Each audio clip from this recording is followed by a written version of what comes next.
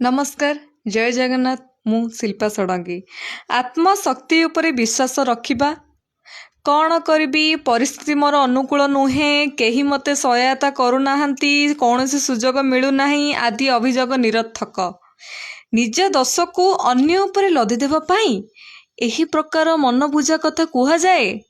लोके केतेबेले प्रारब्ध को मानती केतेबेले देवी देवतांक सम्मुखरे केते जे नेहुरा हुअंती ए सबुर कारण हैला निज उपरे विश्वास न करिबा। अन्य को सुखी देखि आमे परमात्मा न्याय प्रति आंगुठी उठाई थाउ किंतु जो परिश्रम द्वारा ये सुखी लोक माने निजर कार्य पूरण कले ताहा कौन आम भितरे अछि।